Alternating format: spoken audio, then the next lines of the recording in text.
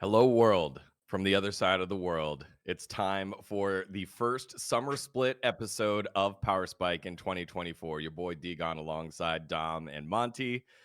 Y'all, we did it. It's I've been saying it for about God, when did I sign my contract? Maybe I'm not even allowed to say that. I'm probably not allowed to say that. But been saying it for a little while. It's happening. It's It's happening. been a Now it's while. happened. It's been a while. Thank you And for it wasn't waiting, Riot's everyone. fault, guys. I know I love to blame Riot, but this time it wasn't Riot's fault. The U.S. government's fault. Or is Yeah. it It was the Korean Korean government's government's fault? fault. Okay, Korean government's fault. There was red tape. I don't want to get any governments called out here. uh It was Literally the just got North in. Korean government's fault. That's what we meant Yeah, by Korean government. yeah. I saw Chad earlier say, "Oh, he's Diamond and now hosting LCK. We ain't shit." No, guys, you are the shit. That's why we're here. But yes, big I also news. like how one of us is always somewhere else or like moving somewhere. No, Dom's it's going to me. Europe. I'm going back to America. dGon's going to Korea. Oh, We've that's actually just all right. changed places. Normally it's just me. This year it's not only been me. I feel vindicated now. God bless. Was the setting up your mobile setup more difficult than what you thought, Dom, when you were in Europe? I guess once you did it the first time, you stayed the same. But No, not really. I wouldn't say that like the setup was much harder. The mobile setup was fine. I would say the issue was that one of the cords that I needed, like I forgot one cord for a Go XLR, and like getting one in Germany was just impossible. what, Like an even the cord XLR I ended up cable? using, it did not actually like fit into the. Forget exactly what the name of the cord was, but it was like a power cord, a certain type of voltage needed to go from my like Go XLR to the computer. Um, and it like even the one that I got, it didn't actually fit in the Go XLR, so it's kind of just like always dangling there. So if I ever touched anything, it would just immediately disconnect, and I'd have to reset out my mic. So it's like they just didn't have the exact cord I needed. That was the hardest part. These are the sacrifices we make to put the show on for you guys while we are still living our True. lives and moving on forward. Um, Exactly. And dGon big literally news. just got off the plane, so he's Yeah. really tired. And we offered to do this show on a different day, and he said, "For you guys, the fans, no, I actually I will did. do I it actually right after I get off the plane." It's like, okay. like I will be No. hosting LCK in 16 hours. Is it 16? I think it's like six. Oh, well, I'll have to be at the studio in 16 hours. So the it just felt easier to land, do the show, take a nap, and then go get lost in Seoul and hopefully end up at the right place at the right time tomorrow, which is the news today. I was in Boise, Idaho. Also, Boise, Idaho for the college championships. I've heard As much Boise is as nice, actually, like legit yes, nice. yes, that's what I wanted to say. Boise, eh, think like less big Austin, Dom. Like it's a middle-sized small town that is generally like modern. Like when you think like small towns in America, you think like, wow, we have to go to the local saloon or something, the The general watering hole, store. the general store. Yes.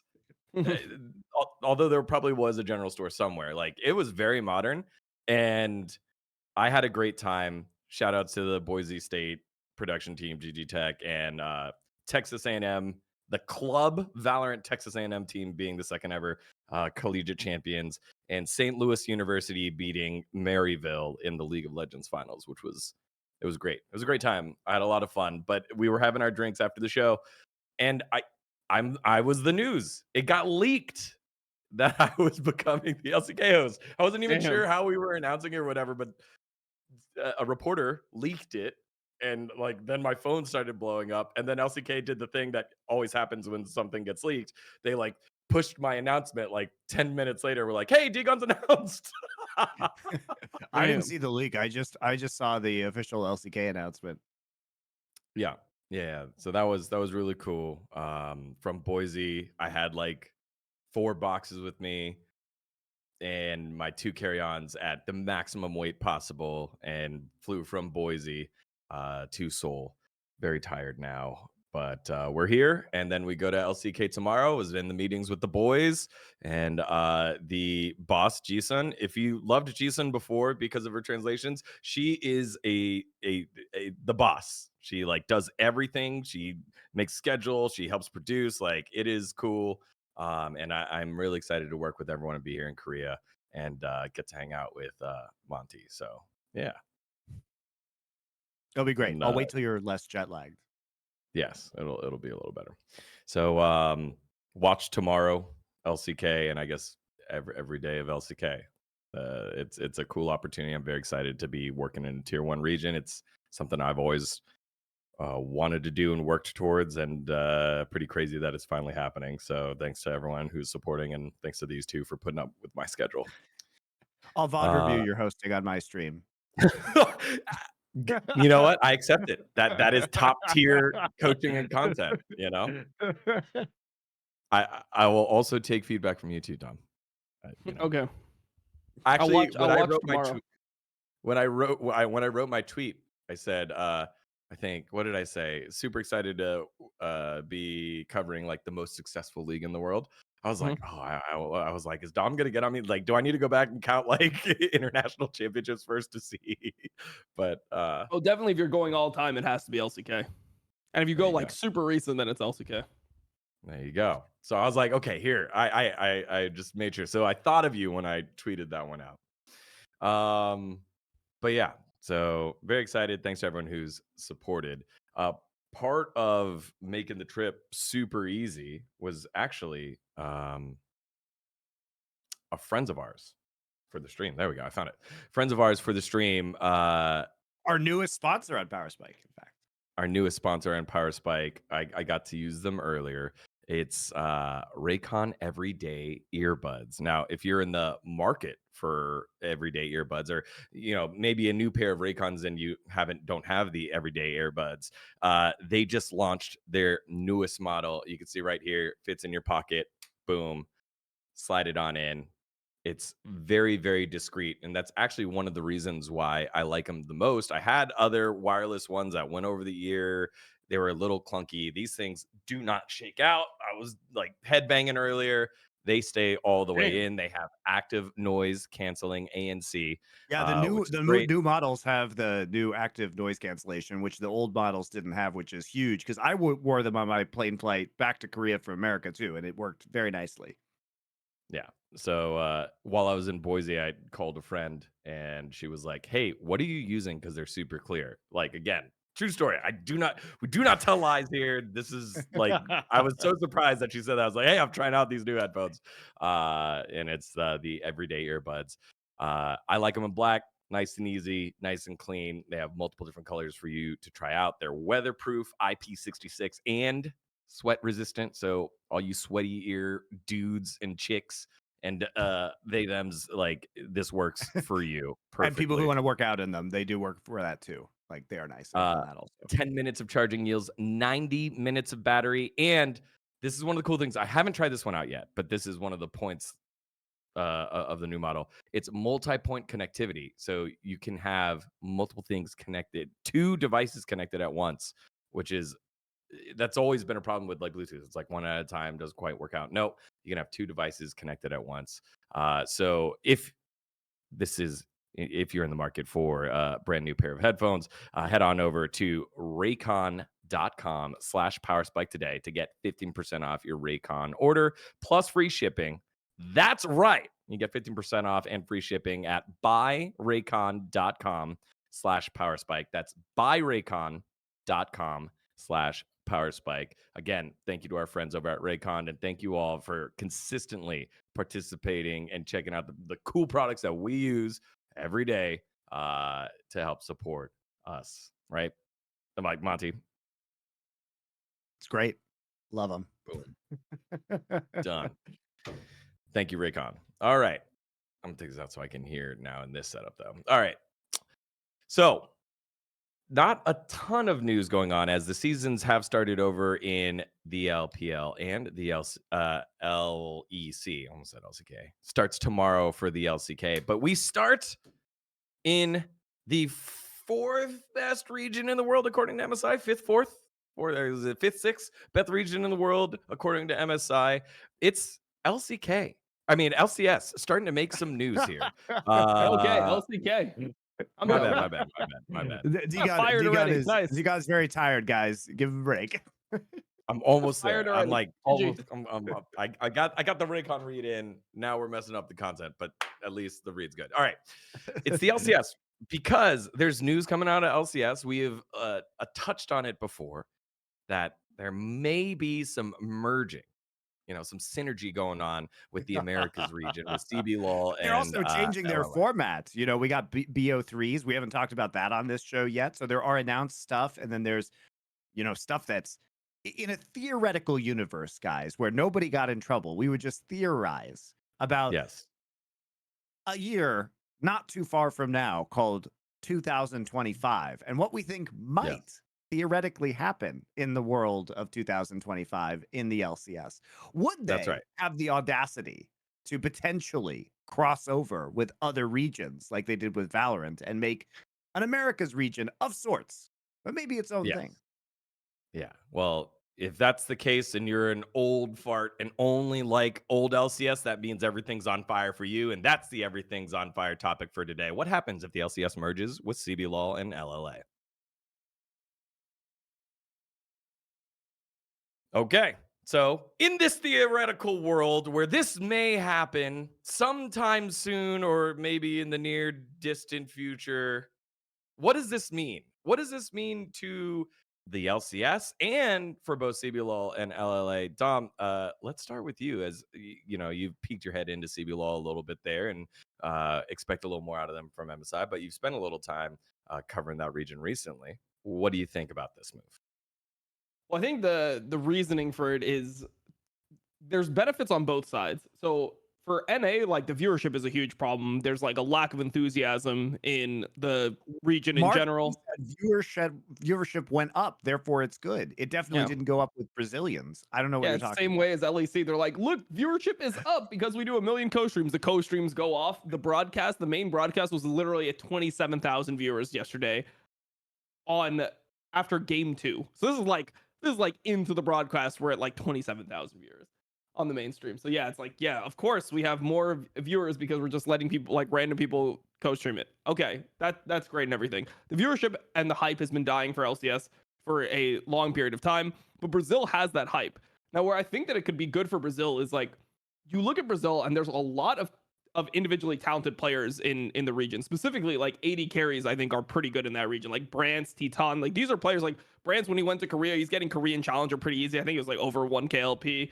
Titan is also somebody really mechanically talented, but the Brazilian teams just have like horrible macro. They have like the aggressive playmaking, they have the ability to get leads in games, but they end up just stalling out and just making bad decisions throughout the game. And I think that an integration with Brazil and NA, I think would up the level of macro in Brazil and allow them to potentially compete internationally on some level in a long enough timeline.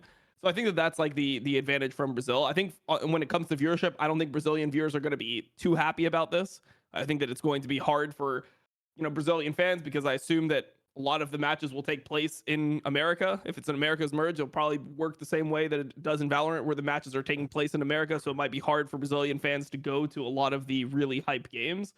But that being said, I think at the end of the day, Riot is concerned more about LCS. I mean, it's definitely a pro LCS move. They're trying to bring some hype to the LCS, and I guess it's just a matter of seeing how everything plays out to see if that actually does increase the hype of like the American teams within LCS, or if it just becomes like there's only hype when Brazilian teams are there. Monty? So I think that this probably is going to look at more in 2025 like the PCS guys, where you see the regional competition feed into a combined playoff bracket. Simply because I don't think that they can actually get rid of franchised agreements. Because remember, the CBLOL teams and the LCS teams both have partnership agreements.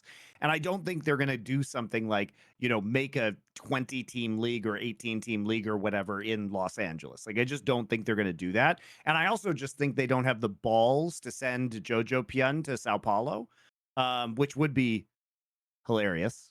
And I That'd be so fully funny. support.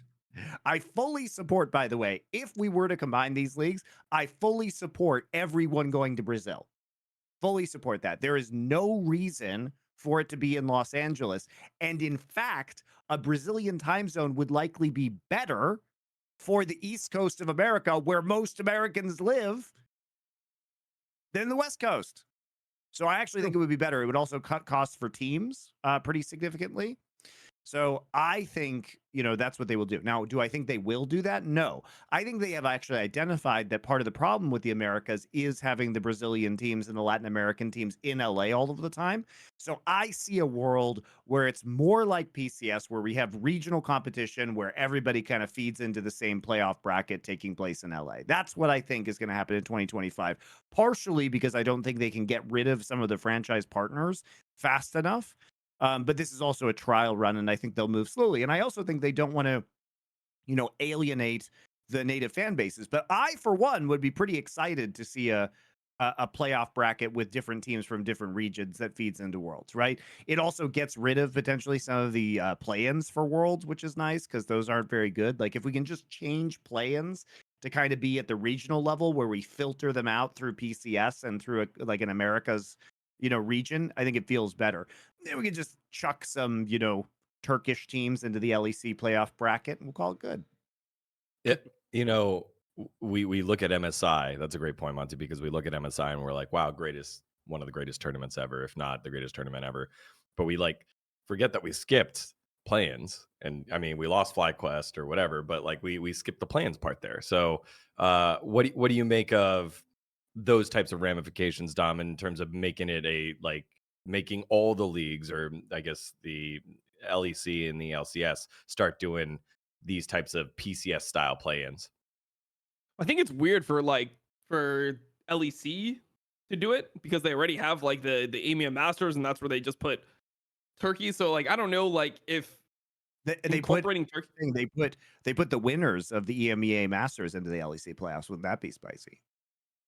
Yeah, I mean, I think it'd be spicy, but then I guess you end up with weird decisions that people would make where it's if because I mean obviously if LEC teams not making playoffs, our players going to forego joining LEC to join some of these ERL teams, because then it becomes way better to play in K Corp in LFL than it does to play in K Corp in the main team. Maybe it could just be a better decision. So I'm not sure if they'll do it in Europe.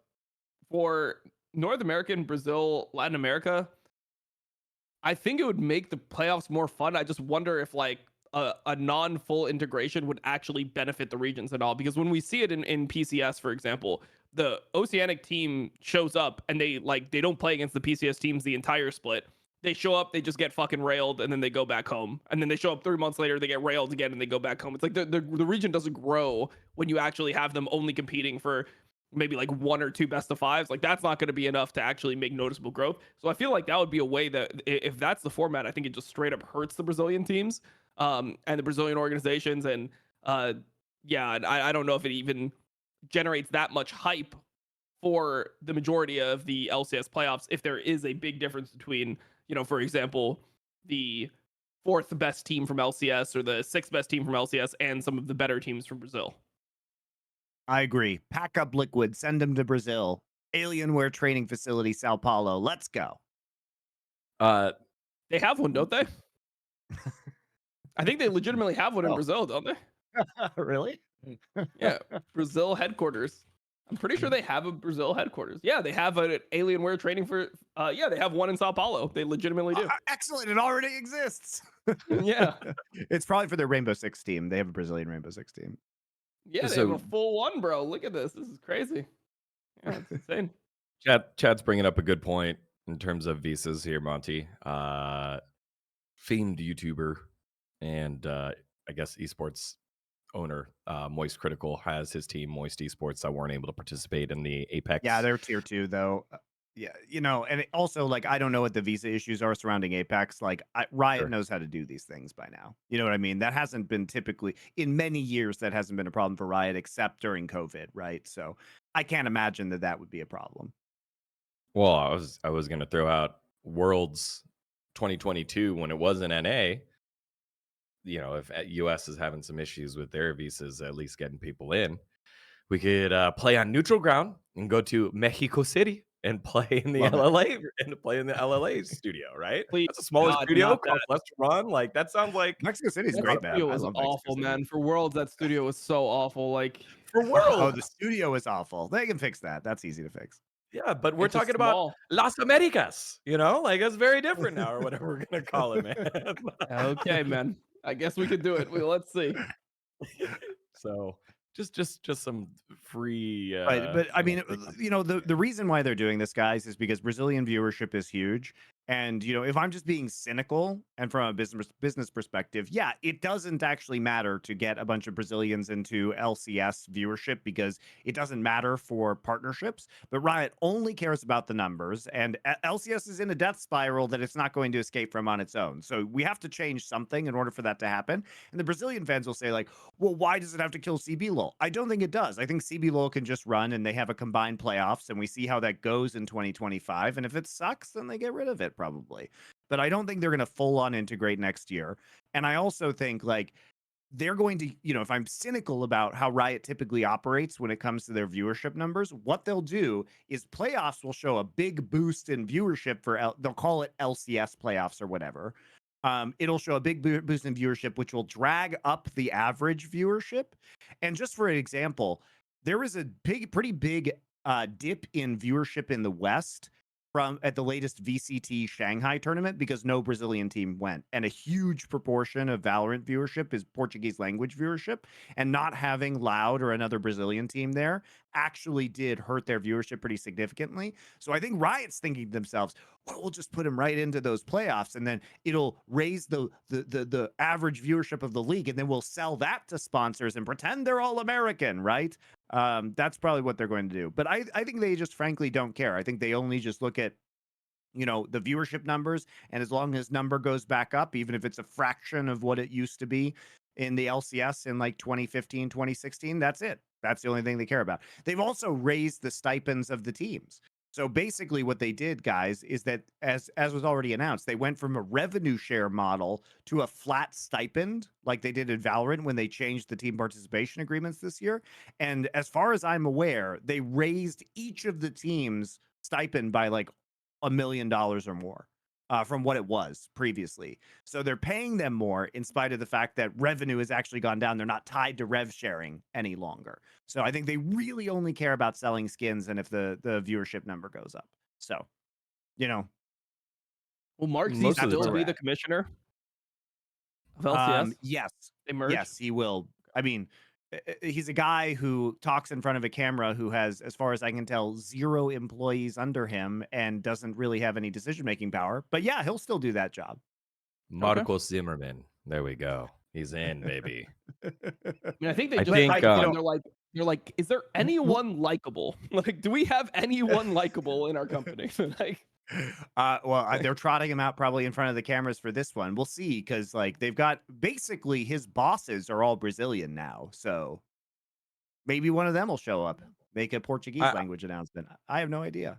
I do want to acknowledge again as the Riot apologist or whatever. This is one of the few times where, hey, look, there's a change being made, and instead of necessarily criticizing it, we are analyzing and trying to predict what might happen. I'm for this change. Yes, this is a good thing. Like I we think have this is a good always said they change. need to do something, and they are doing something. So just They again, can't do props nothing, to guys. them. Doing nothing. We know what happens if they do nothing. It dies. So you might as well try things. Jack gave a good one. I said Marco Zimmerman, but Marco Zimmerman da Silva, so that there's a little bit of Brazilian. Jesus Christ. I like this. All right, Marco Zimmerman de Silva. Perfect. Yeah, go with the da Silva. So those are some of our thoughts on the CBLOL and LLA proposed perspective near future changes in a hypothetical world. Hypothetical. Also, let's talk about LCS best of threes. Good change. Like, we're seeing good changes, and there are things that Mark does have the power to do. And like in general, big credit to Mark Zimmerman. Messaging has been much clearer, even if he does say things that are nonsense sometimes. I understand why he says them. He's told to say them. Yep, He has to say them. Yep. The LCS switching to best of three is great. Now, the reasons why, I mean, the reasons are he gives are hilarious. 2024 is the best time to switch. I'm like, no, like literally any other point in time was the best time. But Yeah. sure. Now, also liked his line about how 2024 is the fan first. It's putting our fans first for LCS. I'm like, what were you doing in the other 12 years? It's a sports entertainment product where the fans last all the other years. Like, what the fuck, man? What They does were that second. even It's work mean? first, It was man. it was the money it was first the and the fans owners. second. All right, like relax. Yeah, man. So anyway, I just had a Jesus. laugh at the language he was using. But in any case, I do agree with his decision, and I do like it. And the LCS switching to best of threes is great. The elimination of super weeks, fucking love that. Super weeks sucked. Um, you know, there is no Easter Sunday to put the finals on this year, but probably, I mean, the rumors are that it's just going to be in LA or the Southern California area, which does feel a little bad for, I don't know, 2/3 of the American population in the Eastern and Central time zones plus Canadians. But what can you do? Budgets are Yeah, I mean, budgets, guys. look, all I'll say about this is when I heard the announcement, they're like, yeah, it's like the reason why we didn't do it for so long is because best of threes didn't work the first time. It's like you guys had dual stream best of threes where you had like a second arena playing like whatever the fuck it was at that point. It was like P1 when they were like a dead organization playing versus fucking a Dignitas team no one cared Big. about on the second stream with like 3,000 viewers. Like, yeah, no shit, it didn't work when you did that. Like the split street, like I feel like there was other things that could have been done besides for like being like, all right, best of threes don't work. Like clearly best of threes I don't mean, work. It's like stop the joke of Riot is that if they had the viewership now that they had during those best of threes, they would be throwing a fucking parade for themselves. Mhm. And they're saying it was a failure. So what was all the other stuff since then? Galactic failure? Like, tell me what that was. What was the consistently declining viewership? But it was a failure. So anyway, we're back. We're I back with best casted of on one threes. of We're those happy. streams. They put me in the arena. Just like we were in a different arena. I think we were casting games from a different place than the players. I remember just being in like an arena alone with like it was me, Medios, and Jet, and we just fucking I don't know. We were just going off. Where were you guys? I'm thinking now where they It was where like they would have the put it was I don't know. There was no fans there. I know that we were just like kind of like it we was were in the a second big ass studio. area. It was just Yeah. us three. Yeah, it was the second studio. I remember because Yeah. you're right. That's Maybe. where I did do those interviews with all the guys. That was my interview year with suspenders and shit. Because it'd be like it was me and Avli, and it was like Avli, you're in the main studio. dGon, you're in the one with the chairs. I'm like, all right, let's knock out this interview. Who was on P1 at that time? Inori. Yep. Uh, Yep. Esports legend Inori. No, I Never remember forget. there was a thing because like I think I was like, yeah, I think I forget what I said. I said something about him like inting, and that was when like inting was like can we use inting in like a professional set? Like it was a new term, right? So like inting was like I think it's too extreme. Like he's not doing it intentionally. And I was just like, like I'd been playing solo queue and been streaming for a while, so I just like said it naturally, and then like afterwards, I think we did like some type of interview with Inori, and then he's like, "Yeah, it was pretty int. Like, I was inting a little bit," and then it's like, "Okay, thank you, Inori, you saved me, bro." Like, I was gonna get a talking to for that one. Future co-streaming Dom appreciates you. Yeah, I But think. anyway, best of threes. and for 6 months because of you, as opposed to a year. Thank you. All right. Yeah, there it is. Best of threes, big good change. Honestly, lots of good changes, like the accelerated schedule, the pre-recorded drafts, a lot of the stuff that LCS has been doing, the level of competition. Last split was much more entertaining and much snappier, and it felt a lot better than it had a long time. I'm looking forward to LCS. I'm looking forward to BO3s, especially because I had to watch way too much LEC, which was miserable this last few days. So, what a time to be alive. Damn, clip it, everyone. Monty said he's looking forward to LCS. I'm looking forward to LCS. Clip that shit. Send it on over to De Silva for the bonus points. All right. This one's a good one. So just listen up, everyone. Hey there, beach babes. Are you ready to soak up those summer vibes and unveil your ultimate beach bod? Well, you're in luck because our friends over at Manscaped have you covered from head to toe. There we go. That's writing. You write that. I will read that. Are you ready with your Korean beach bod here? Are you single and ready to unveil your beach bod here in I may Seoul? or may not dGon? have like got the internet and then opened a dating app and then opened the Korean dating app I dated in the state or I downloaded in the States because I was like, hey man, I just want to learn English or Korean, just like they just want to learn English. Yeah, And you know he's what? starting, guys. I'll get to show it off in my shimmering body with the Performance Package 5.0 Ultra from Manscaped. This ultimate all-in-one grooming kit is set to have you looking and feeling your best in the summer sun, even here in Seoul. Trust Manscaped to unlock the confident you need to turn heads this season. Join the 10 million men worldwide who trust Manscaped who trust Manscaped at manscaped.com for 20% off plus free shipping with the code LFN. Let's make this summer the smoothest yet. Again, we threw it out there for Father's Day. I got it, used it. It was amazing. I'm a big advocate of making sure that I am aerodynamic, and it works really, really well. dGon's Don't drag worry. has been reduced by at least 30%. That's right. Did the plane go faster because you were using Manscaped, dGon? Yeah, we did get there pretty early and we had to sit at the gate for a little while. So I had to tell the two people next to me how great my post trim care was because the crop soother ball aftershave lotion saved my life. Oh, Say goodbye to you told good. them That actually about the feel- crop soother. I'm just gonna put that out Oh. there. That actually does feel very good. I'm just gonna put that out there. It does feel very good. Products are legit. I've been enjoying them, and I know you guys all wanted to hear us talk about our balls, but you can also use it on other body hair that you may have. And it comes with the nose hair trimmer as well. So That's thumbs right. up. And speaking of other hairs, the updated Lawnmower 5.0 Ultra Groin and Body Hair Trimmer got a summer makeover. It's waterproof, designed for splashy pool parties and the next beach hangouts because we know all of you watching this right now, if you're in Korea at 11 p.m., spend time right next to the pool. So make sure to head on over to manscaped.com. It's gonna be really using the hot in code Korea. LFN. It's gonna be Yeah, I mean, you really probably hot in don't Korea soon. It like without air conditioning, it was very, very hot because I had so much luggage with me. I literally had 4 boxes of 50 pounds of stuff. My backpack was about 25 pounds, and I had like this satchel that I put about 40 pounds in. I was sweating up a storm, but thankfully, I was very, very cool because I had, cleaned off Manscaped. everything using Manscaped. Bam. Uh, Excellent. Time for y'all to listen up and do the thing that I tell you to do. Get 20% off and free shipping with the code LFN at manscaped.com. That's right. That's 20% off and free shipping with the code LFN at manscaped.com. The summer sun is here to stay, so trust Manscaped to keep your pubes at bay. I just read what's on the script. All right. All right. I think it's hilarious. Well, there it is. I think it's great too. Again, we use all the products. We use them all. Boom.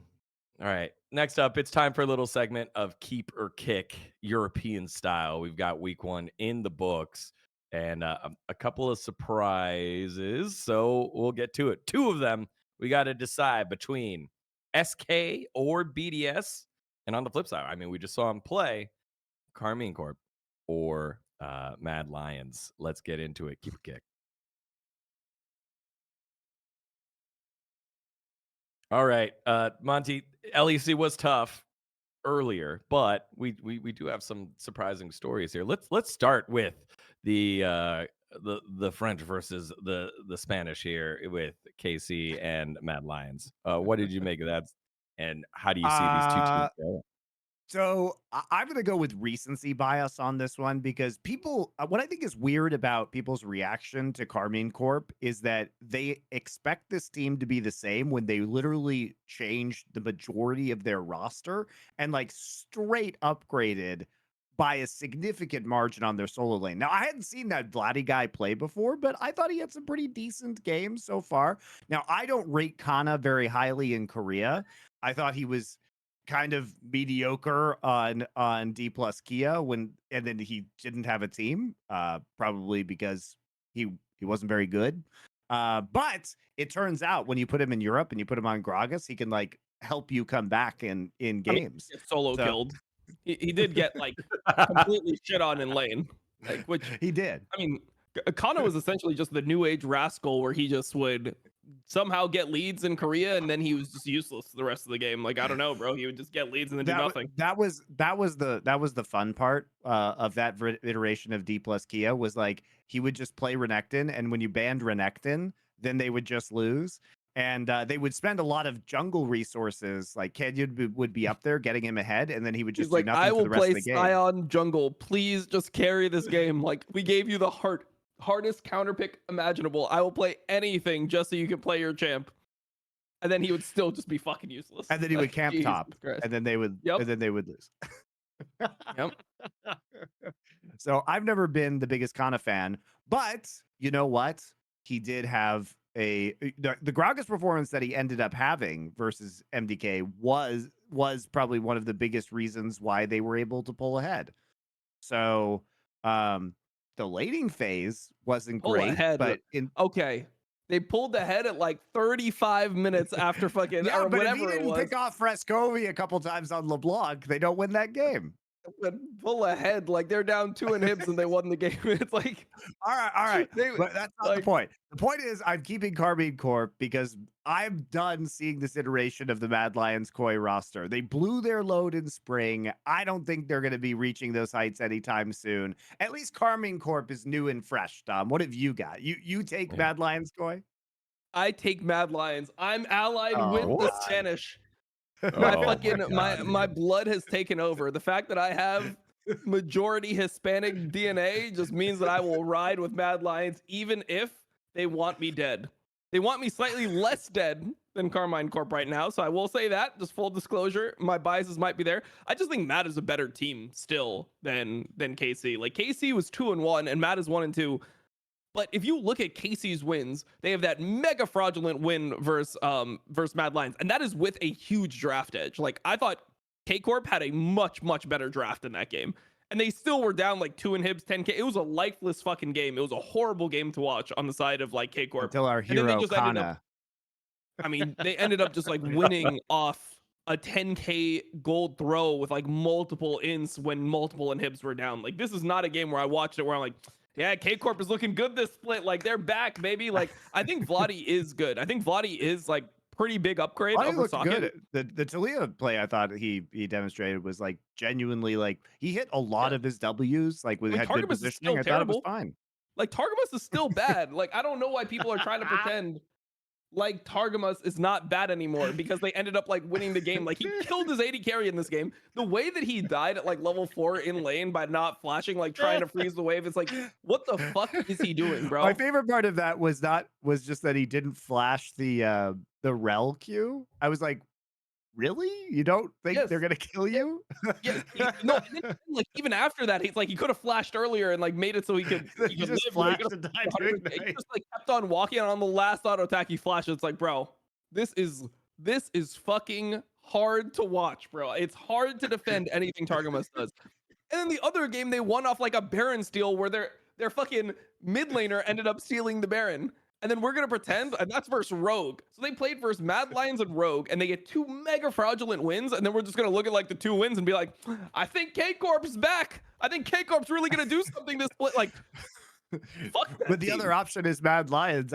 It's not Keeper Kick versus G2. You know what I mean? Yeah, dude, I don't know. Like, exactly. And I just watched them play a game where they had a much better draft than Mad Lions. In my opinion, they had a much better draft. They had like good front to back. They had the Jinx hyper carry. They had good disengage to protect him. Enemy team is like playing LeBlanc and stuff like that. It's very hard for LeBlanc to do anything in this game. With a massive draft edge, they're down 2 inhibs and they need like a miracle to fucking win the game.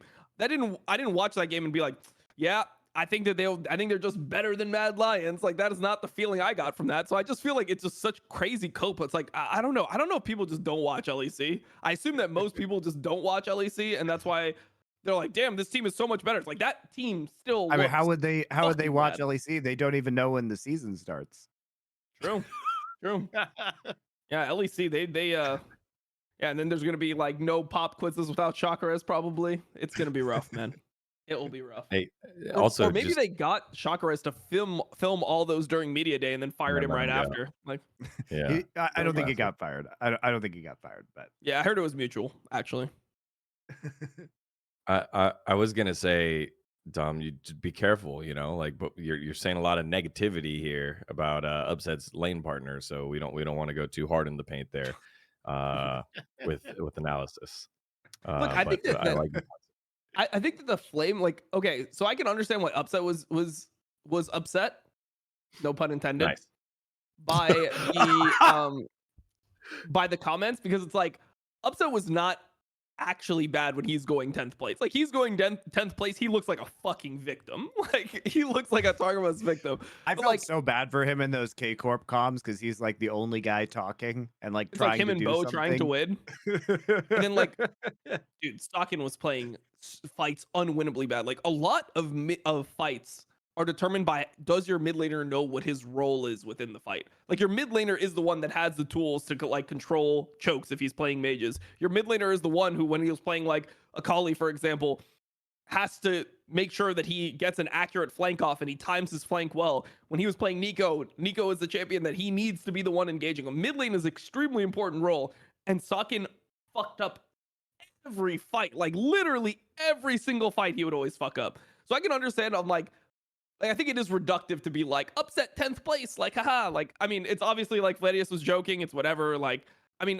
but I can just like see it from both perspectives. But like the Targamas thing, it's like Targamas has just been bad for the last year I've watched him in LEC. Like, over that, I mean, he was bad in winter of last year. He was horrible in that split. Like, he had disgusting winter this year, bad spring. It's like this guy has just been bad for over a year. Like, at some point, you have to be able to call the bad players bad.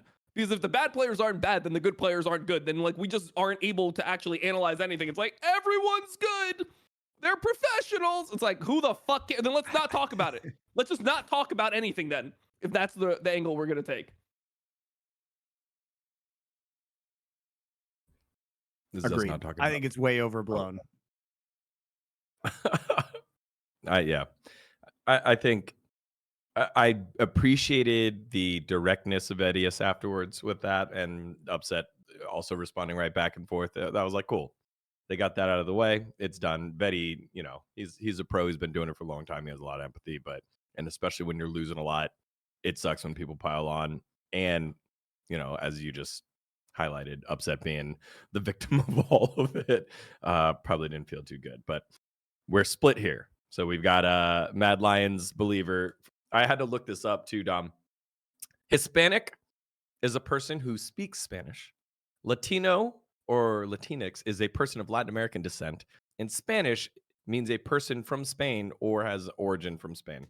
I think he said Hispanic. And I was like, okay, cool. But does he have Spanish blood? Or is he just going, hey, we kind of speak the same language, whatever? All right, there it is. Okay. I got these. So actually, my blood. So I'm fucking mixed as hell. I didn't know idea until I did a DNA test. Somebody in my fucking family was cheating. I'll tell you that, because as far as I knew, I was 0% Asian, right? Like the way my family like talked about it, they're like, yeah, we have zero. Like, you are half Dutch, half Puerto Rican. So I kind of like thought that that's what it was. And my family was like Dutch from Indonesia, but like, Indonesia was a Dutch colony at some point. And then I did like the DNA test, and it was like 20% Southeast Asian. It's like, what the fuck? Like, thought I was 0% Asian. So like, I'm like mixed. It's like 10% indigenous That's like Puerto a Rican, grandparent, 20%. Dude. That's pretty close. Yes, exactly. Like my mom is like, am I 50% Asian? Like, what the fuck is like? If you look at my mom, she does have like she's always been like, oh, I thought I had like some Asian blood because like her eyes are like more Asian shaped than like white shaped. But it's like, you know what? It's probably just nothing. It's probably like a small percentage. But it's like, if I'm 20%, then she's like 40, because I don't think it's coming from my dad's side. So who the fuck was cheating in my family? Like, who the fuck are my grandparents? Like, I have no idea. But actually, like the highest percentage of my blood is like 28% from Spain or something. That's wild. I feel even closer connected to you now, my brother. Welcome. Yeah. All right, we got to do the other one too. Now that I made that about, I guess, heritage. SK and BDS. where do we land on this one, Monty? Between these two squads. Well, the reason why is because both of these teams are 3-0 right now. And we're looking at BDS, who didn't make any roster changes, but still has managed to be more than the sum of their parts pretty consistently. And then also what we have is an SK Gaming who is swapping out their bottom lane for Korean challenger players, Rahel and Luon, right? We have Niski, who's the veteran in the mid lane, and then Isma, who is a rookie this year in general, and then Irrelevant, who has been kind of one of the, I would say, overperforming players, like kind of quietly one of the stronger top laners within the LEC and has been for a while now. But this team was kind of like falling short.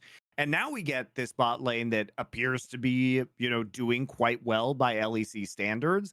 See, I talked to Crepo a little bit, says that they're like working really hard and like very much trying to integrate with the team. Although I did see like they were having trouble like banning champions because of the language difference. Yep. Which was a little bit so funny, but like that's just really how funny. it goes. Well, it's like they don't know how to spell Nico, on a keyboard because they only know how to spell it in Korean, right? So they like can't type it in, find it in the client. Totally reasonable, totally reasonable. But if you've never actually seen Nico's name in Roman characters before, like why would you know how to spell it, right? So yeah. So, side note: when I was setting up for the show, the keyboard I was on was in Hangul. I typed, "I'll be the." I think I said like almost done, and it just all came out in Hangul. And if the timer's coming down and coaches are yelling at you, I can totally see that happening. Well, it's also, if you might Romanize it as NI instead of NEE, just based off of how Korean works. So they could have just been like trying to find it and couldn't find it properly. Anyway, that's neither here nor there. But like, I think we've seen some good performance. We actually got to see like a good Lucian performance, and like Luon Yeah, actually you could played tell that guy Nami speaks really well barely any English. You could tell from the Lucian performance. from the Lucian play. Yeah, I was watching and I was like, "Yep." Play. They have Like that guy can't spell Nico. Ain't no way this guy can spell Nico. I knew it instantly. But the G2 win, I'm not gonna, G2 almost did come back in that game, and like I'm not worried about G2 yet because I think they're just on the MSI hangover where they've had to adapt to a big patch. They probably took some time off. They know they always know they can ramp back up. So yeah, it was a sloppy game from G2, but even then they almost managed to like engineer the comeback. But SK looking, I think like looking pretty decent overall. Do I think that this team has the chance of doing really anything meaningful at like a world championship later this year? No. But it feels good to at least have some teams with like decent chemistry, decent teamwork coming together. I'll say it, even Giant X, I know they're not part of this conversation, like I thought played okay relative to my expectations in their match versus SK Gaming, and SK still took the win there too. That was the Lucian Nami game. So who do I keep or who do I kick here?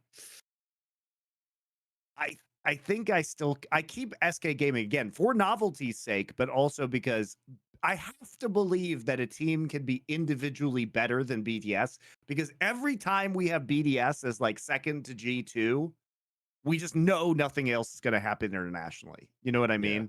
Like every time BDS is like top 2, top 3 in LEC, I think it's just a terrible sign. So I'll take SK with ride or die hopes on Rahel and Luon for being like world-class players. Not likely, but who knows?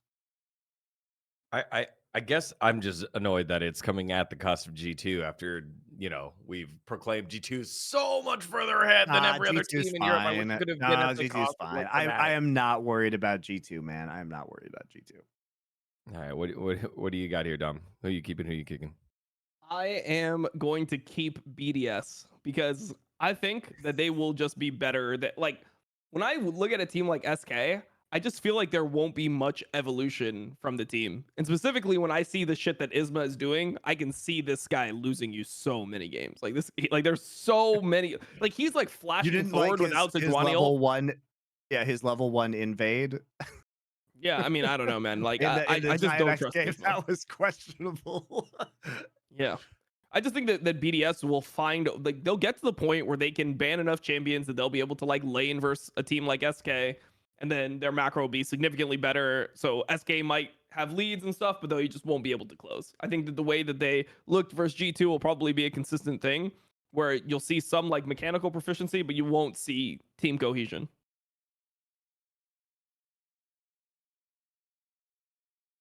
I got you there. What about the point with BDS then? If they're like the second best team, you're not worried. You're worried that they're not going to be able to challenge against G2 or really make a dent with their growth there, Dom. I mean, I think Fnatic will still be the second best team. I think BDS will be third, and that'll just be it. Like it'll just be like just Fall like off that. after that. Like, yeah. Like third seed won't do I will say anything. Fnatic will probably look similar, and then G2 is the hope of Europe. That's what I predict. one thing that I have been increasingly impressed by with BDS is Ice and Lebrov's performance. And like, I thought Ice, also had a very strong performance versus G2. I thought G2's draft was like really kind of bad that game, and the lane swap also was terrible for them. But I mean, the amount of peel that they set up for Ice, that version of BDS, because so much of last split in the regular season was BDS playing like Jin or Ash or Varus only for Ice and using him as long range engage. And this felt more like BDS with Crown Shot, which I thought was interesting. Where it's like, okay, we're back to kind of like protect the hyper carry. And his teammates clearly know, the teammates there know how to do that. But Ice like stepping up and having the good positioning and playing the Jinx well was nice to see. Yeah, it feels bad for Crowning, who like, can do that as well, but they didn't play around that way. Maybe something in the future that they keep in the back pocket. But Ice has been playing well. Ice has been playing well. So it's still crazy that he can't get a starting spot in LEC, in my opinion. well, split end soon. Come back next year, refresh, renewed after the contract's over or whatever. It's a bummer. All right, those are our picks for keep or kick, everyone. If you agree or disagree, let us know in the comments below. And while you're there, subscribe to our LFN channel. And you like some culture, boom, head on over to our culture channel where we've been doing foreplay. Right now, we're doing the Oh my god! Right? It's more enjoyable due to Manscaped. Yeah. When does the foreplay end, Monty? And when do we graduate Never. to the real deal? Never. We just edge for all of time, right? Okay, all right. I guess that's an idea for a show. The next show, the next show, the real deal over in LFN. We'll figure out what that means, but thank you for supporting us. We finished our Denis Villeneuve arc, and now we're starting with our Paul Thomas Anderson arc. So fun stuff. If you like another director, there you go.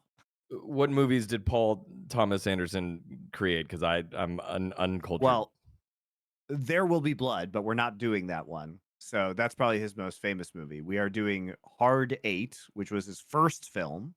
And then we are doing Magnolia, The Master, and Phantom Thread. So. All right. Boom. If you're into more mainstream stuff, though, Doa and I have a Furiosa discussion that is going to be released tomorrow, probably. So you can look that up if you've been waiting to see that. It is quite mediocre. It's like kind of good, but not as good as Fury Road is the gist of it.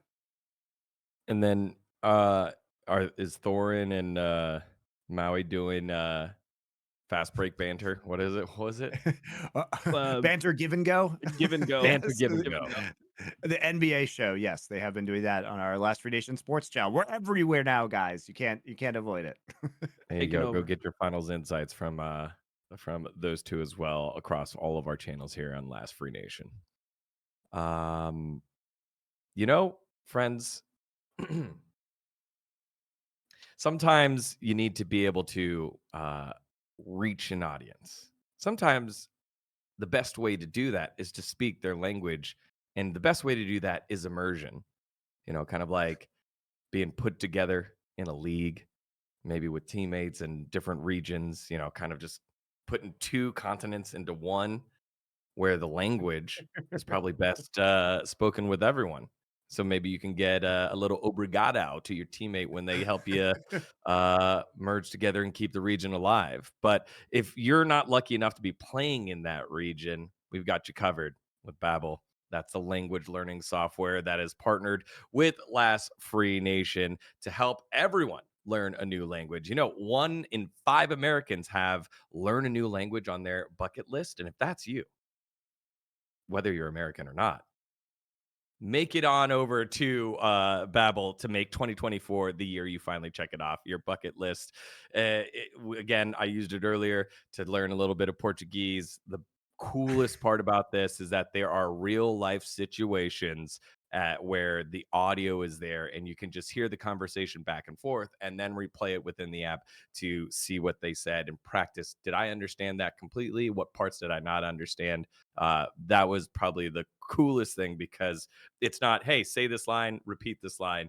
It's a full-on conversation between two people. You have the ambiance in the background, and it makes it feel like you're immersing yourself in the language and in the culture here, Monty.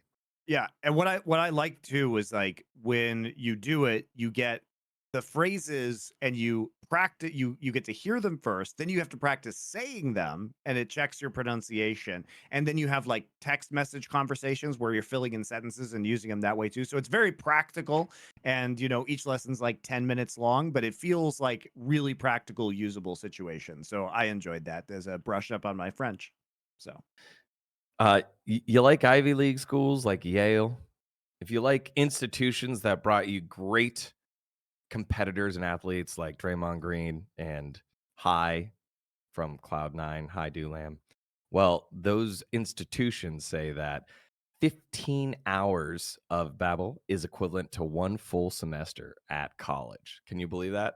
Make sure to head on over to Damn. Babbel and get this kicked off for yourself. We've got a special for you because, we're LFN. We're hooking you up. Limited time deal for our listeners. Right now, get 60% off Babbel subscription, but only for our listeners using babbel.com/spike.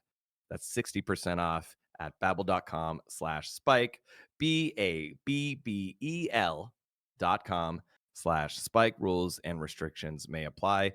Don't let your dream of speaking another language die in 2024. Make it happen right now with the friends over at Babbel. and if you're an LCS player, they have Portuguese, right? So it's your time, Jojo. You can get ahead of this one, when you're living in Sao Paulo. Just in case you didn't understand the whole opening part of this, yes, they had Portuguese. They have Brazilian Portuguese. That was the whole point, Monty. Our I fans know, get it's it. great. They're not slow. They get it. Yes, Very Don, good. that was a reference. All right, cool. Let's move on to our last segment of the day. Boom, Galaxy Brain Club. Let's move to the LPL, the other region that's been kicking things off. They had their massive announcement about putting teams in groups, and then those groups lead to a top and bottom group with some teams falling out, plus Fearless Draft. How's it gone? That's our Galaxy Brain Club talk. Let's get into it. See, So dGon, they decided, that in China to celebrate Pride Month, they would be putting LPL into tops and bottoms. Wait, I think that actually starts in July. I think the tops and bottoms actually begins in July. So right now they're just You swinging. gotta sort them It's first. just groups. Yeah. It's just groups. It's just yeah, groups. it's just group. I don't think I'm supposed to comment on those ones, Monty. Just let it go. All It right. was a good joke. So we Just had let groups. it go. I watched some of the matches on the plane because that was literally the only time I had. Dom, what have you made so far about the format? Has Fearless drafting made it more entertaining, more fun, more frustrating? How's it been so far with like a week and change into the season? Yeah, I like Fearless Draft. I don't think it's as big of a change as most people thought it would be. I think it is like a change where it's not. It doesn't feel like, oh man, these teams are getting really exploited because of Fearless Draft or anything like that. But I like just being able to see more champions. Like I like that in Game 3 we're getting things like like Pike support coming out for people that normally wouldn't play it. And yeah, just the evolution of the game to game meta is interesting.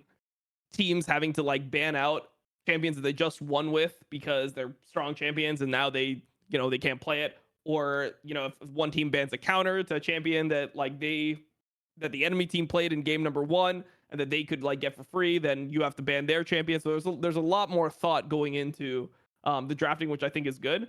I don't really see any like real downsides to having a fearless draft. I think one thing that people are asking for is like the full fearless draft, which I think is just not a good idea No, because terrible.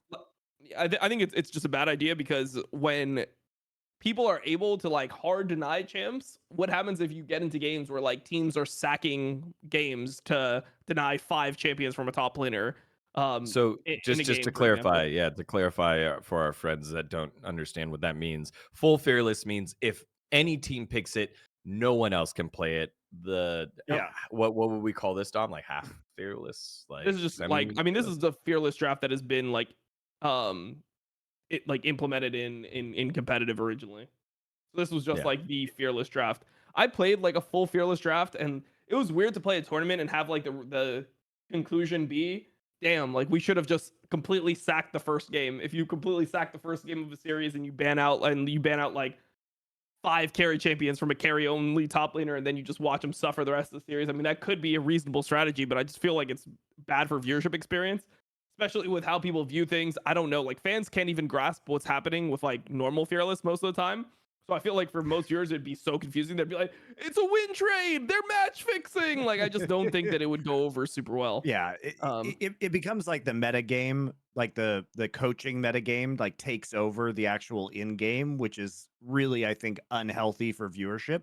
And also, like, you basically just have to watch a team then play champs that they are garbage at, so that you are denied the ability to watch players who are really good at those champs play those champs, which is like, why the fuck am I even watching League of Legends if I can't watch the best players play their best champions? You know what I mean? Right. So I have to Yeah. watch people be bad at these champs instead of because they're so afraid of this guy who's really good at these champs. Like that's just a terrible experience from a viewing perspective. So I mean, I think it's interesting too because the we talking about best of threes right now, but best of fives, what we've seen announced in North American Challenger League now is that now they are going to do what the true fearless draft system, but in what game 4 you can only ban 3 champions instead of 5, and then in game 5 there are no bans because 40 champions have already been banned out effectively throughout those 4 games, which is like a crazy system. I don't I think I think this is fine for amateur leagues because you're trying to, the goal of them is player development, not necessarily to win. And like Right. developing players' champion pools, I think could be valuable in that situation. And I also think in terms of best of threes, it hasn't changed a lot, but it has been fun. But I also think because of the new LPL format overall, this is a great draw for the beginning of the league when stakes are kind of at the lowest. When we move into the best of threes and like the winners group of 9 teams, all of those matches are going to be so hype. I don't think we need the fearless draft to hype them up further. Do you feel like you should continue that on to the next phase of LPL, Dom? the next phase of LPL, I think maybe would be fine, like the best of 3 phase, but like in I guess what would be the second phase of regular season. I'm not sure if I would want it in best of fives because by the 5th game, I don't know what like level you'll be getting of of draft. Like, do you just get a draft that is like so far removed from what the meta Like, is yeah, that top tier the play. Yeah. yeah that like Well, I mean, you're not the even argument would be practicing, and then you if there were permaban champions, then you would get them if there were no bans in that 5 games. So you would, in theory, get some strong picks. Yeah, but what it yeah. like I guess I mean, I think go ahead. the problem is it's like if Worlds and MSI are not with that type of format, I don't know if you're actually gaining that much by going that deep in terms of like trying to figure out like what's actually good when so many champions are removed.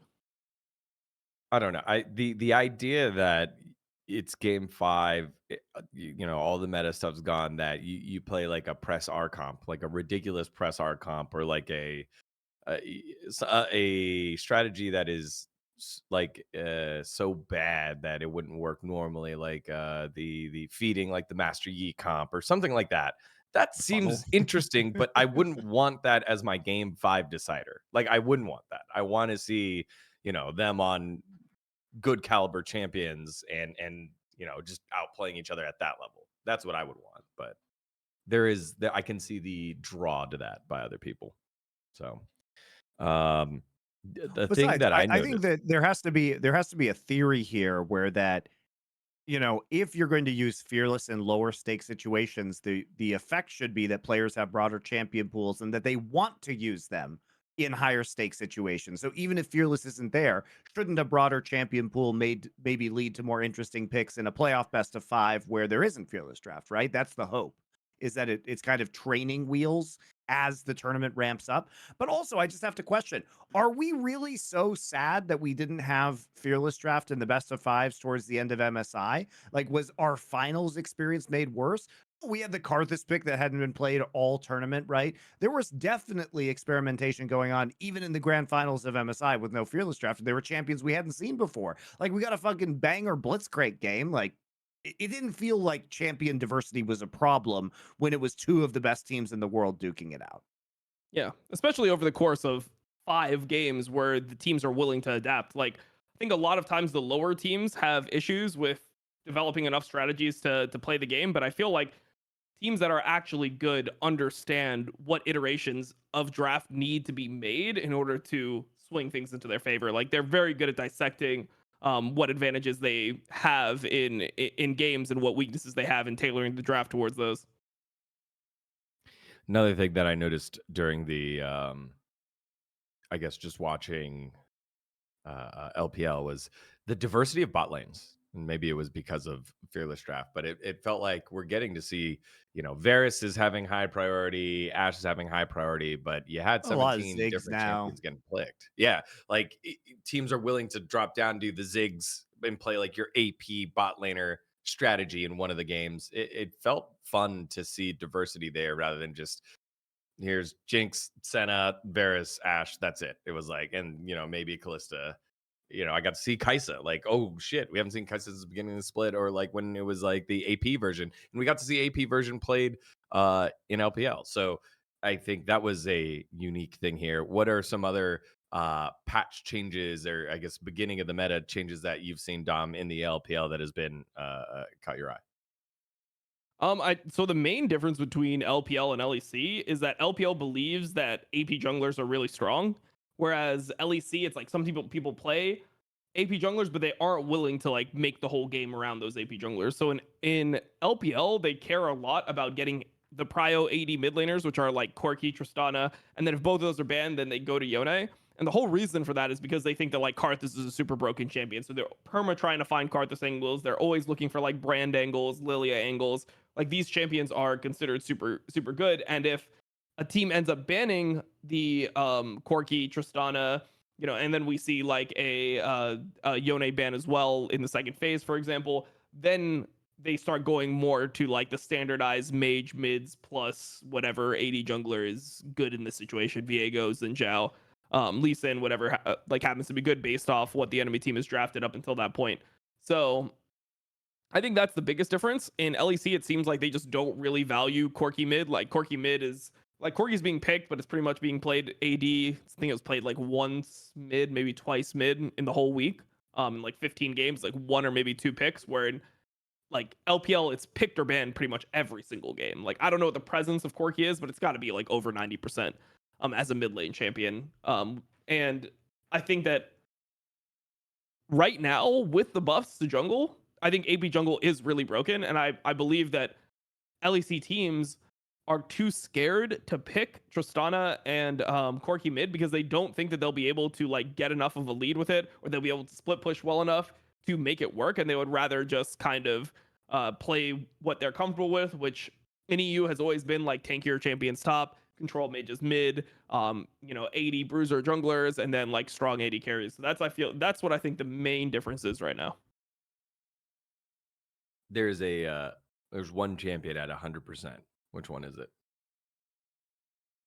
If you had to guess, Tom. What'd you say? Ban. Say it again. There's one champion at 100% pick ban. If you had to guess, which one is it? I don't think it's Skarner. I think Skarner went through once. In LPL, right? Yeah. In Sorry, in LPL? LPL. What role? Do I get to get the role or no? No. All right. I would guess it's Corki. Not sure. That's not bad. Corki's 4. 3 is Rumble, 2 is Skarner, 1 is Trist. Trist is the one that Sure. they've been I was gonna prioritizing. go Corki or 40, Trist. 46 games for Trist here. Yeah. Yeah, I mean, those champions are just every single game is just Corki and Tristana, pretty much. Yeah. Yeah. I mean, you brought it up, so I figured I'd hammer that one home between like how much priority has been there. Monty, what's jumped out at you so far about this meta that's evolving after we were like stuck on a patch for playoffs, and then we were stuck on a patch for MSI for such a long time? Well, I think what's interesting is like technically Europe's a patch ahead right now, right? And because LPL's being played on 14.10, but LEC's on 14.11. I mean, a lot of the LEC stuff I will say looks pretty similar, and I think part of that is like G2 has been leaning on a bunch of the champions they were playing at MSI. I think they probably took a little bit of a break. Obviously, we're seeing a little bit more Kennen overall right now. If we want to talk about, champions that I think will probably be seeing a lot of play in LCK, like Talia is obviously still very popular, but we haven't seen her. We've seen her flex a little bit into the jungle, but not as much as I would have thought at this point in time. But Canyon's probably going to be coming with that one. Skarner is also, I mean, extremely powerful, right? Mostly played in the top lane right now, but still really good as a jungler as well. I mean, this champion, I think, just in terms of his kit, is going to be quite a problem for a long time. He's just too fucking good, man. He's just too good. It provides, especially for pro teams. I mean, mobility for pro teams is king, and the ability to like play it through walls is so huge. Just to not even just to like catch somebody out, but even just to reposition or to help your jungle pathing, it's absolutely enormous. So that's going to be a big factor. I agree. I mean, we've seen so much in Italy. Now we see the Karthus cropping up, Ivor, and these AP junglers, Lilia, coming up in a lot of ways. But EU doesn't look that much different to me. I think it's definitely LPL that's like pushing it a little bit more, right? But it is, this is the effect of having viable AD mids and like focusing on the Corki and Tristana, is that it does open up all of these other possibilities, including, AP bot lanes as well. Obviously, Twisted Fate really helping out with the AD top laners as well, opening up AP junglers and AP bot lanes. The Ziggs has been fun. And, the synergy that Ziggs and Tristana have with fast pushing has been really well used by teams like Anyone's Legend. I mean, they've been playing some really clean games, and they've been really fun to watch. But a lot of this has been coming from metas that we may not have seen in some time, but are classics. They are League of Legends classics. Having Tristana Ziggs is very annoying, and like doing that full lane pressure thing that Anyone's Legend does very well is fun to watch. It's entertaining. Yeah, I guess the thing with Ziggs that stresses me out is like with Weibo earlier this week, Breathe is on Vayne, Light is on Ziggs. It's like I'd rather have my AD carry playing the AD carry and being more mechanical like that. But that's I guess that's just me. I think that was all I had. I had one more point. I forgot what it was. Any teams Shout jump out out to at you? Anyone's Legend, though. Shout out to Anyone's Legend. Like, this is a team that nobody thought was necessarily going to be very good. But Shanks has been playing pretty well all year, and he looks really good right now. So this has been a team, and Tabe coaching them, obviously bringing some of that macro expertise. They just look clean at the moment. And the thing about Fearless Draft is they've had to play a bunch of different styles of compositions. Shank's been playing like ADs, and he's a mage player. So like historically in his career, his most played champions are Azir, Orianna, like these type of picks. And so for him to be showing up on like Tristione is pretty cool. So I mean, they're the hype He team right fucked now, Rookie in one of those obviously. games. He Yeah. bent over Rookie in one of those games. It was pretty tough.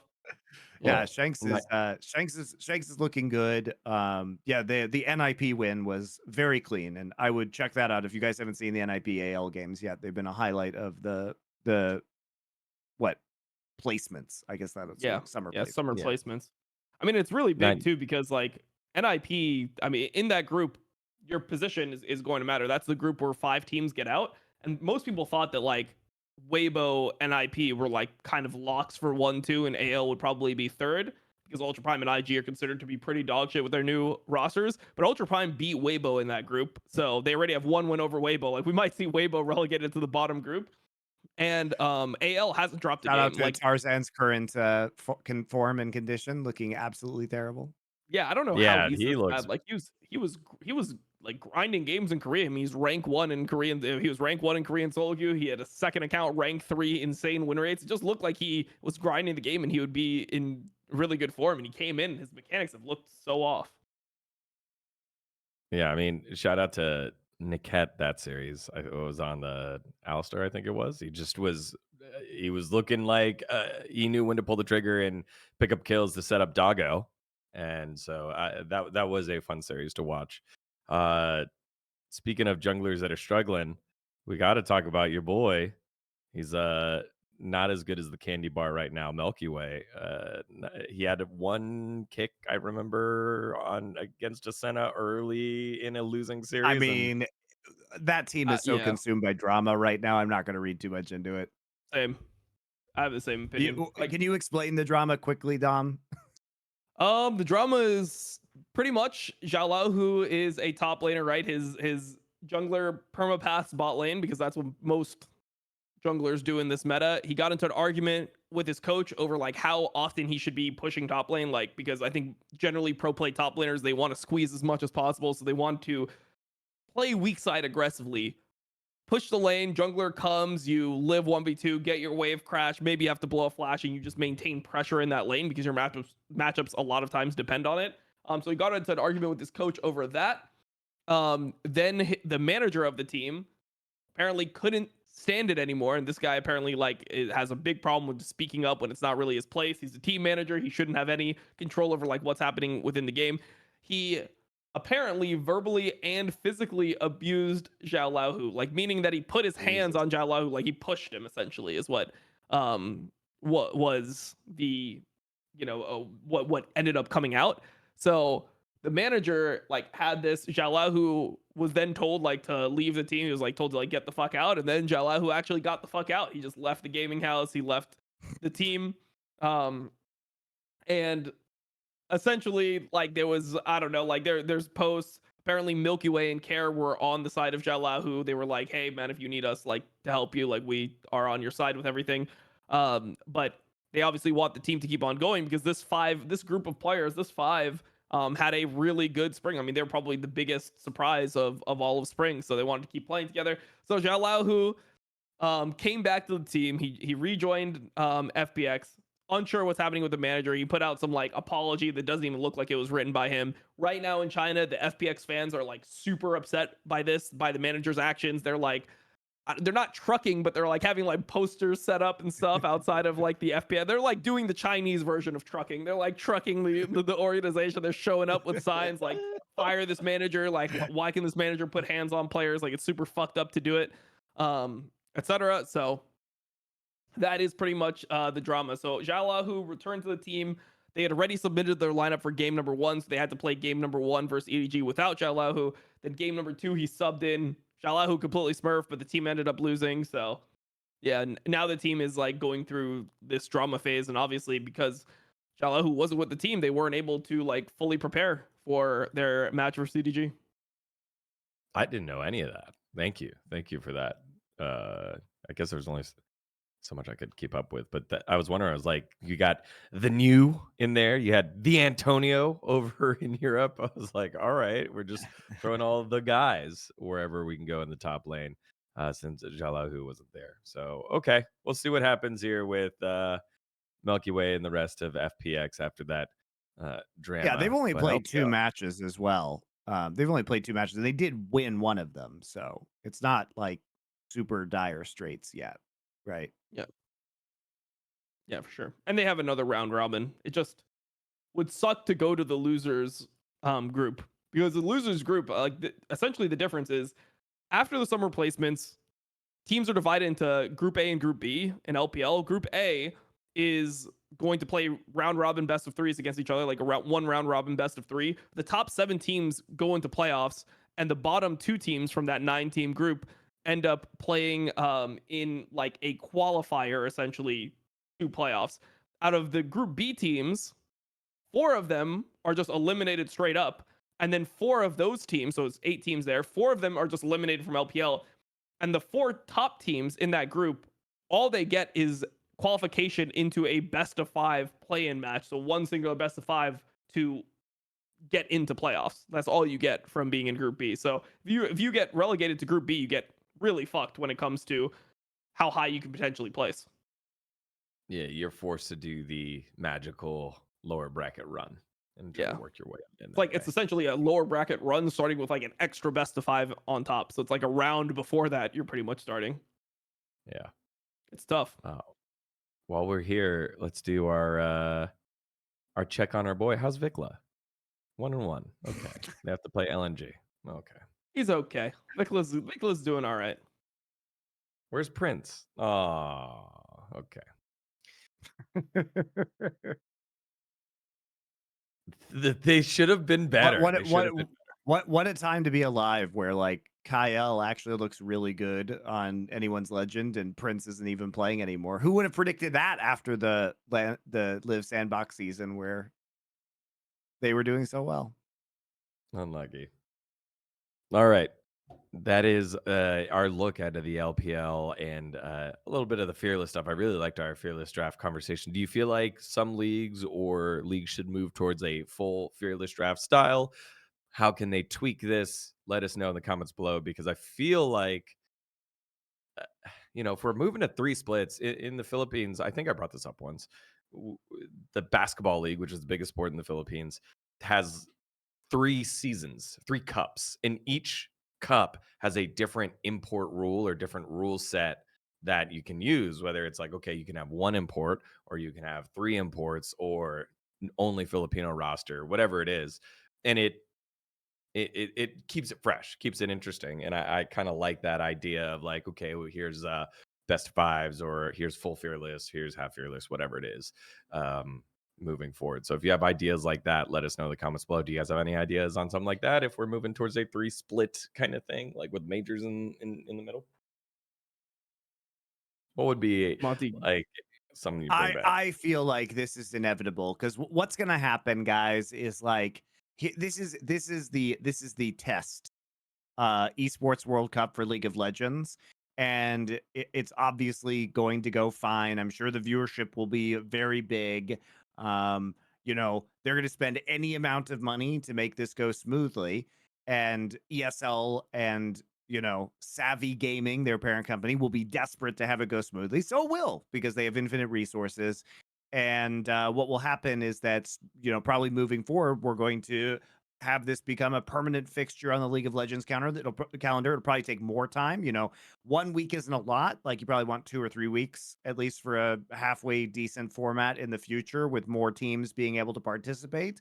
And I think they'll design the regional leagues. I think in general, Riot is just moving more towards international competition, which obviously we shrug our shoulders and say, why couldn't have we just had an international circuit this entire fucking time for this game? We never actually had to, if this was the best system, it was actually still the best system 10 years ago. It didn't change. We know that because other esports have been much more successful by running, international circuits and have much more important and interesting matches. But we'll never get that admission, right? But I do think that they're going to be moving towards that in the future, especially because it's esports winter, and having these huge viewership spikes, like every time we have a Worlds, every time we have an MSI, it's the new record of MSI or Worlds. Every time we have an international event, that's a lot easier to sell to sponsors than, oh yeah, 4%. our LCS viewership is up 4%, but it's Brazilians, and also it is 50% or less of what it was 5 years ago. You know what I mean? So Yeah. I think it makes sense for them to switch to as much of an international circuit as possible, and I support it. Maybe not in this way, maybe not with the Esports World Cup, but I think moving to a 3 split format with more international competition is good for the scene overall.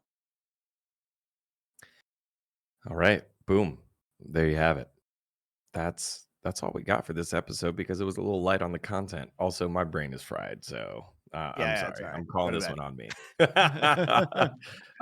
Shout out to all of our sponsors that are helping LFN keep the lights on and keep moving forward. So thanks to our friends over at Manscaped. Shout out to dGon for his new job. Yeah. Thank you. This is, I moved. It's crazy. Like, people are like, oh, you're going there for split. I was like, no, all the shit I could fit in 4 boxes is here. So thanks for all the support, guys. It'll be a lot of fun. Catch us on LCK, or yeah, catch me on LCK and the rest of the squad, the LCK squad. Yeah, catch me on Um, LCK. Now that there we go. dGon's infiltrated the LCK, I'm gonna show up next. I'm gonna ask you guys for like clips or like tweets or like I'm going to integrate it in somehow. We're gonna get it in Damn. there. Dom, Damn. should we send an anti-dGon truck to the LCK? Dude, I need Don't to trust do that. dGon. Please don't do that. I'm Like, gonna trust dGon. I'm just gonna make up don't some do bullshit that. he never did Like, and just truck him based off of it. I feel like fans that have no idea who I am would be like, "Why is this person bringing shame to our league?" Like that, I don't. just gonna find like some random bullshit. I'll just make up some story about how dGon is racist to Koreans and just fucking No, truck no. it right there, bro. Who Don't do cares? that.